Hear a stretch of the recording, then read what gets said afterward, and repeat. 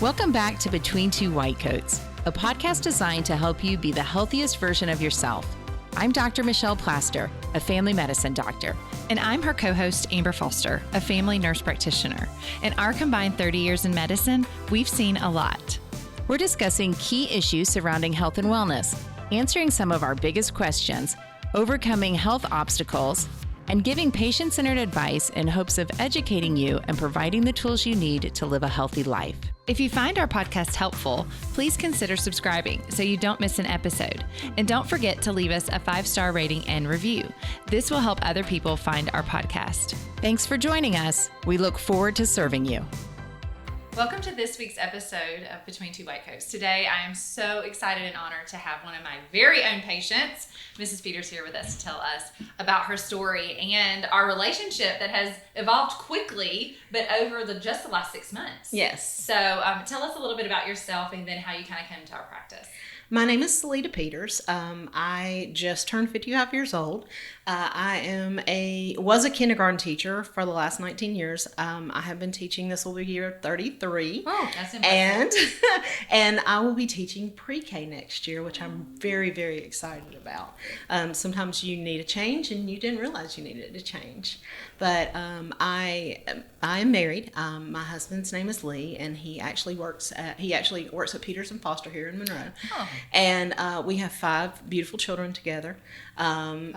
Yes, 5. Can do No. that. Not my skill set. She says not my skill It's a set. full-time job to keep that one alive. It's more than I can handle. Like, where is he today? Well, and I laughed and actually gave this analogy the other day. I feel like sometimes I'm playing whack-a-mole. Like when you get one of them taken care of, then the other one's, Yeah. What's the age of your children? What's the age span? The youngest one is 22 and the oldest one is 31. Okay.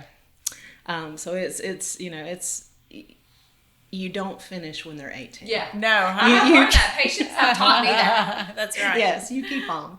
But like I said, I've been teaching. This will be my 33rd year, and I'm excited to be here. Yay. Okay, so tell us what brought you here. Like, how did you get to us? How did we even meet? Yeah, how'd you find Our Family Health? I had been a patient of another doctor here in town for the last 25 years, and I had gotten to a point where I felt awful all the time. I was out of breath. I just didn't feel good. I'd wake up tired. There were a lot of things going on, and several people in the community and my daughter had come to see Amber, and I had heard really good things, and so I decided that I needed a new set of eyes. I needed another opinion, a second opinion. And so I came in and we met, and I walked away with hope. And hope's a good thing. It is a great thing. It is a good thing. Tell us about when you didn't feel good for so many years. What was going on? What did you feel? I was like I said, I was struggling. I was tired all the time. I would wake up tired. I'd go to bed tired. I had noticed in the last probably 2 years that the things that I could do easily were not as easy anymore. And it's a lot to teach all day and then come home and have a family to take care of, and I have 6 dogs. 5 kids, 6 dogs, way out of our league. 30 kindergartners, yeah. 5 Dachshunds and a Chihuahua. Oh, wow. And so, so just everyday life had just gotten where it was rough. I would get out of the car in the morning, and I could not walk from the car to my classroom without having to stop because I was so out of breath. And I thought it was my weight. That was one of the main reasons that I came to see Amber.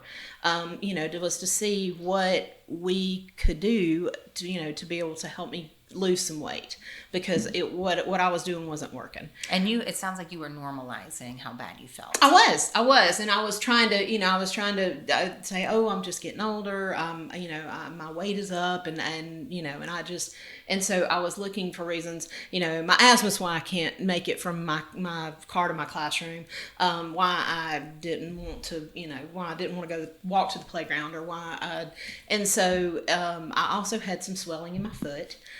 Which I was blaming on an accident, on something that had happened, and so there were lots of issues that I was blaming on other things. Yeah, and of course, like when she first walks in, like the visit was for weight loss, and I mean, I'm blunt now. that I'm as blunt.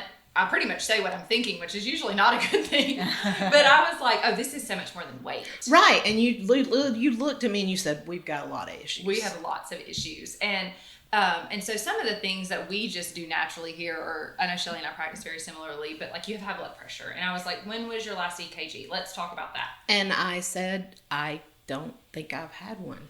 I don't. And so we did one. Yeah. And we did a lot of things. We did a lot of things. Work, yes, we did all kind of blood work. I did know from my yearly visit with my GYN that I was insulin resistant, and so that was one of the things that we talked about, and I knew that was the reason that the weight was not coming off no matter what I did, and so so we did the EKG, and you came back in the room and you looked at me and you go, "Have you had a heart attack?" And I almost did. I think I'm gonna have one now. Yes, I was like, no, not that I know of, but you knew something was wrong. And so you also, I could see your wheels turning when I was sitting there and you hadn't even listened to me. You were just listening to me, listening to what I was saying. Yes, you hadn't listened to me with your stethoscope, but you were listening to what I was saying. You were watching what I was doing. And, you asked me, you said, how long have you been wheezing? And I said, well, a long time. And, there were just things I could tell that you were actually listening to me and hearing me and even assessing me when you hadn't even listened to me with your stethoscope. Yeah. And that went a long way. Yeah. You cried a lot. I did cry because I was so frustrated. I mean, you get to a point where, if you're eating right and you're trying to do the things that you're trying to do, exercising was hard because it was just, I was out of breath and I couldn't, everybody says, oh, just walk. Well, when walking is a struggle, right? Because you can't breathe, you can't get to your classroom. Yes, and we're exercise. Well, you're not going to be able to, right? And I felt defeated. I did when I walked in the door that day, and I cried a lot because I think I was defeated. I really was. Well, and I think too, from a medical perspective, you're not the only patient that's cried with us. Right. And I can always tell the patients, and at the time I did not know how intense your story was going to be. But I always can tell the patients when they're fed up, they're fed up. I can tell the people who are bought in when they are ready for help and they're done feeling horrible. Yes. I was like, I think I even told you that day, like, you stick with me, you'll lose 100 pounds in a year. I probably said that to you because I was like, you were ready. Yes. I was ready. I was, honestly, you looked at me and you said, because we discovered there was something wrong, and there were other things wrong. You said, trust me and I'll put you back together. And so here we are 6 months down the road and let's just say we've had 3 visits. Yes. So February 16th. 15th. February 15th is when I walked in the door. Was our first visit. And yes. So I get the abnormal EKG. And I'm like, hey, we probably need to check this out. Let me refer you to my friends that are cardiologists and just go see. So I just did some blood work. I didn't really even do many medications that day. I mean, I might have started a few. No, but we started on metformin for the insulin resistance. Yes. And maybe I was looking at your blood pressure, but I didn't even do, besides just having a big conversation with you and doing the referral to the cardiologist and tweaking some of the things that you already were on, I referred to cardiology. So your surgery was May 29th. So I saw Rachel the day before you were discharged from the hospital. From the hospital. So she comes into the office to me and she's crying and she said, you saved my mom's life. And for a second, I didn't remember who her mother was because their last names are different. Right.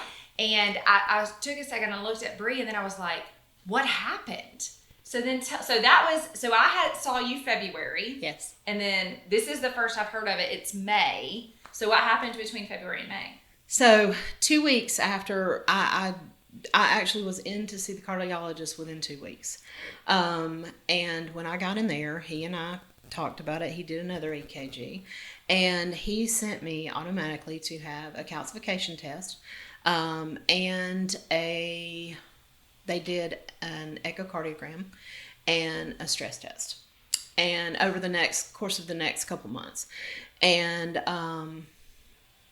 I went back in to see him. Well, actually, I went back in to see him, and he told me that there was something, but they didn't know what was wrong.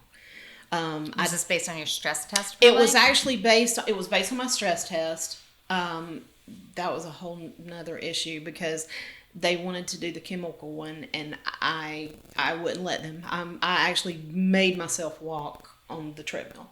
And I do not ultrasound well. And so the echocardiogram didn't go as well as I would have hoped that it would go. And so anyway, I went back in, and he told me that they needed to do a heart cath. And you seem very pleasant and precious, but let's be honest. Tell them how you're a little. You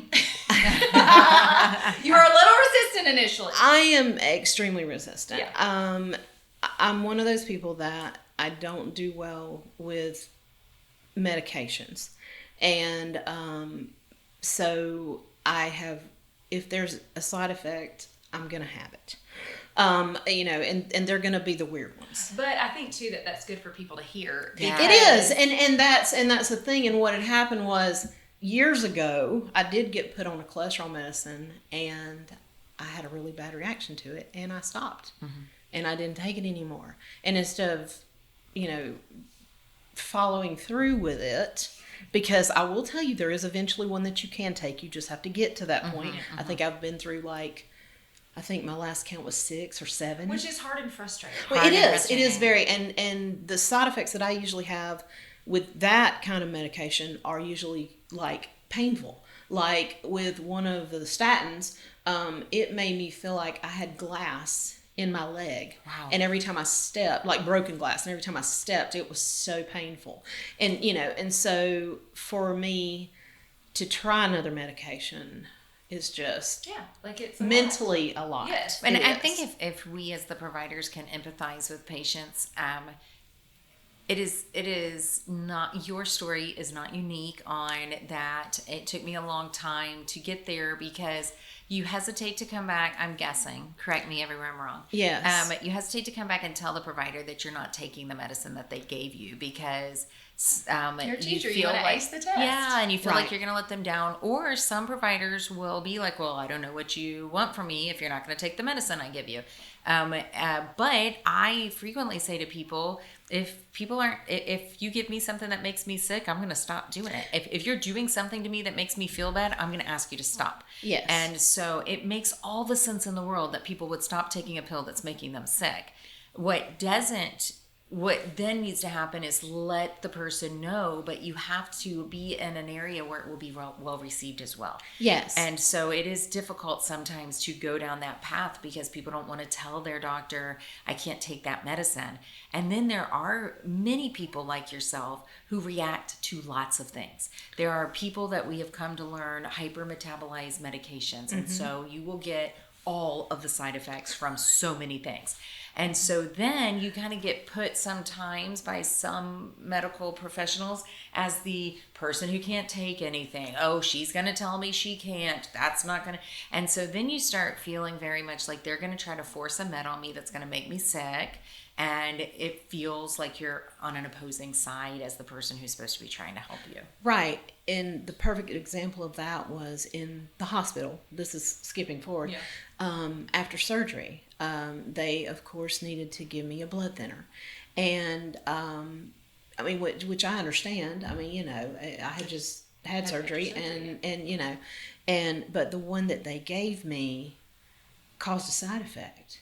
And I took it twice to make sure that it was, that was what it was. And when I approached the doctor with that, he looked at me and he said, I've never had anybody have that kind of side effect to it.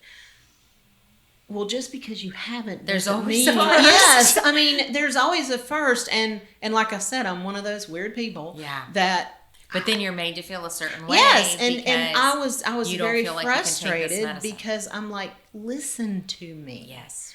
Listen to me. I'm not trying to not take it. Right. I'll be glad to try another one, but I'm not taking that one again. I actually want to do what's in my best interest. Yes. But this might not be in my best interest. I'm having all these bad effects. Okay, so you had the testing. Okay, so I had the testing done. That in itself was scary. When I had the heart cath done, he actually came in, the doctor who did the heart cath came in and told me that I had 2 blockages on my left side. That's what had been showing on the EKG and everywhere that we didn't know. That I had 2 blockages on my left side. One of them was 99%, one of them was 100%. And my right side was huge. And it had made collateral. I learned a new word. It had made collateral and was actually trying to supply blood to the left side. And so that was a miracle. For everyone who didn't learn your new word yet, collateral is when new blood vessels and blood vessels that aren't as big take over and try to do what the blocked vessel is supposed to be doing. And it can kind of disguise the picture a little because they help a little, but they're not doing everything. But it will just delay that there's going to be a blockage. And if the blockage, if we don't do something about it before there's a heart attack, it will cause a heart attack. And that was the reason that it was there were slow blockages to form. And that's the reason that I didn't know. I had no clue. Mm-hmm. Because it just gradually happened, and I didn't realize how tired I was, and I didn't realize how out of breath I was, and I didn't, and I think that's the reason it was also easier for me to blame it on something else. So the cath doesn't look good, and then the cath didn't look good. He came in and told me that the one doctor came in and came in and told me that I was definitely looking at open heart surgery. That's really hard. It was very, very hard. And give people some idea, like this is still very fresh. Yes. Like this was 6 weeks ago. She has 6 weeks and 2 days from having her chest cracked open and today. Yes. At this moment. And this is very fresh. It was a lot. It was a lot. And unfortunately, your road to get to Amber was, I've been feeling bad for a long time. I've lost hope. I've lost faith.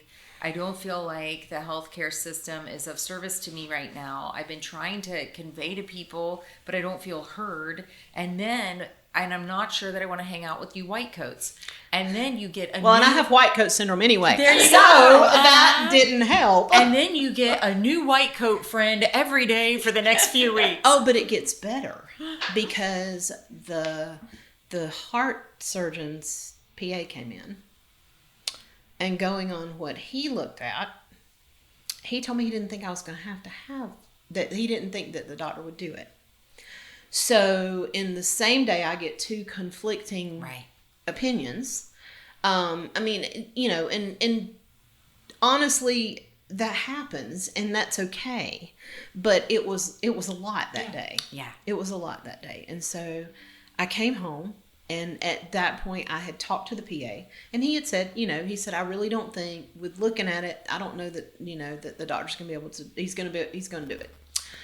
So, the follow-up came with the surgeon, and I went that day, and I walked in and sat down with my daughter, and he comes in, and he's a very quiet surgeon.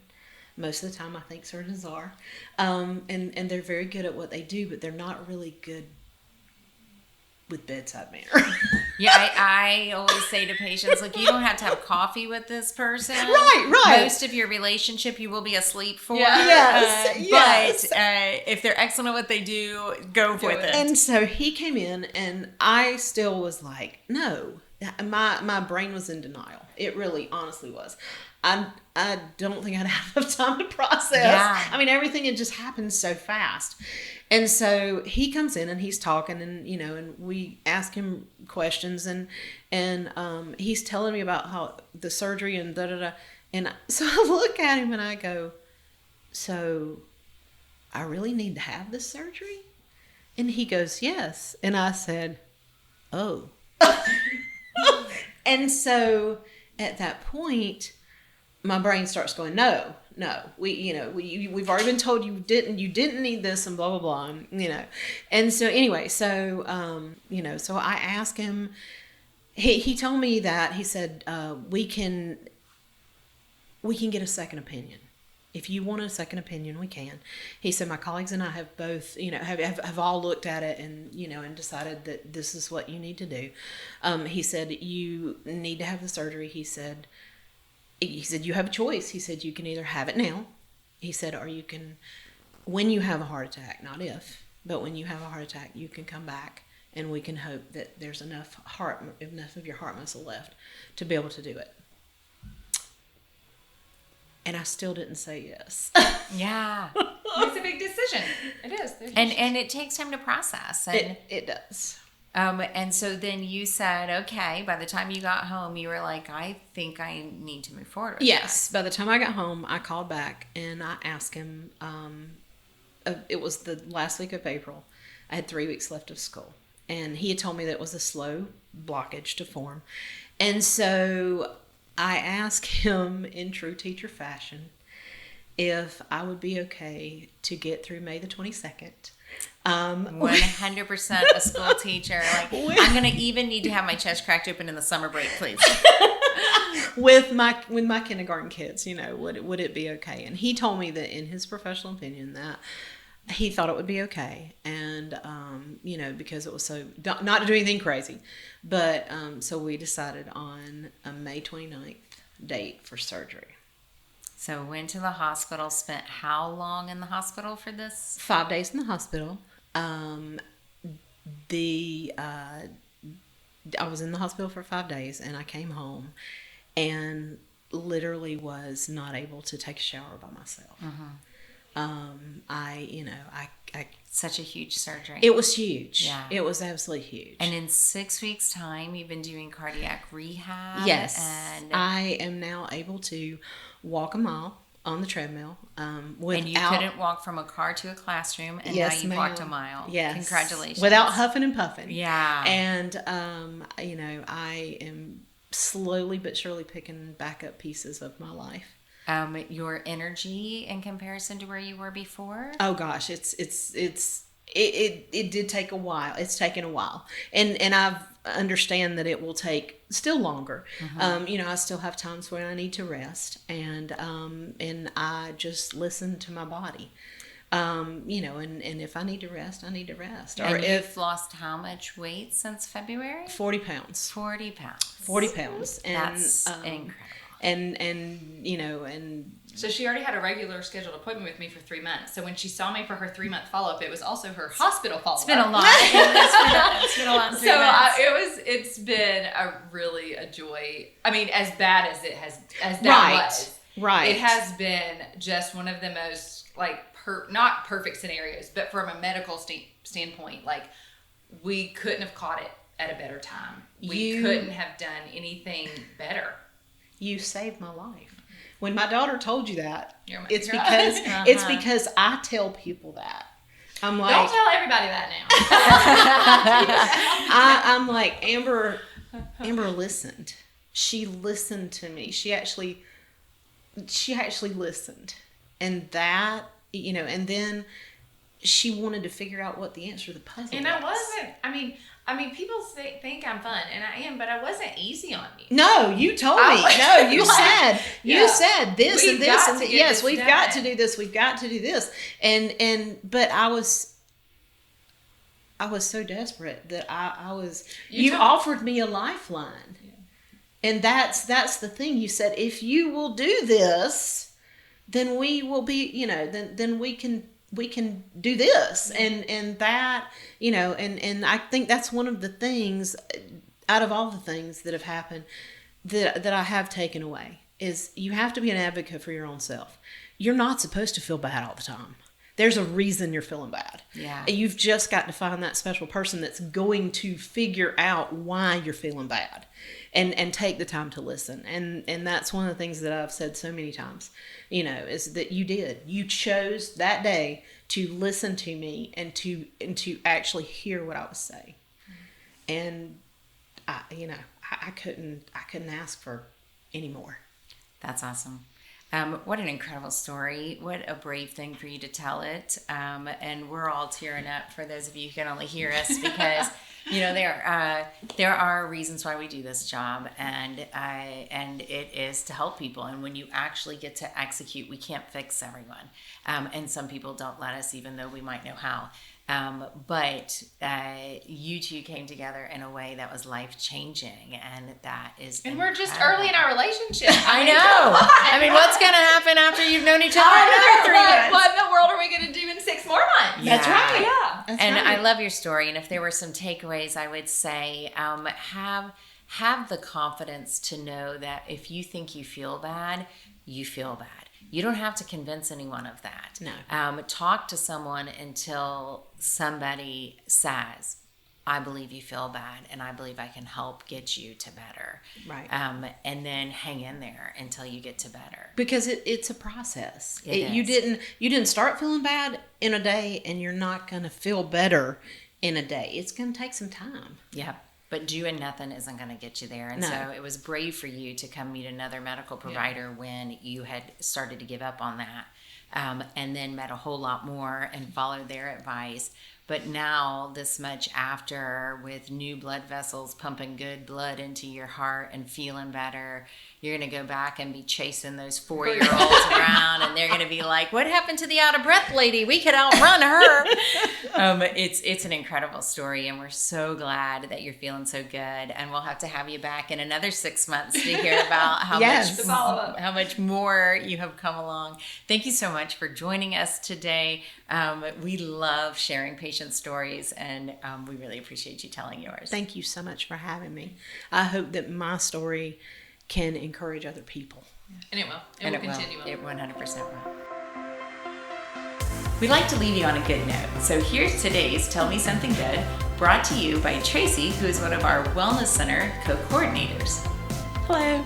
My something good today is I am thankful for my family and my 7 wonderful grandchildren in a place that I get to work every day and with some amazing people. Oh, thank you, Tracy. And according to my parents, you should skip the kids, go straight to the grandkids. Absolutely. Grandkids are definitely something good. Absolutely. Yes. Send them home when you've had enough. That's right. Thank you so much for joining us today. And until next time, take care of yourself.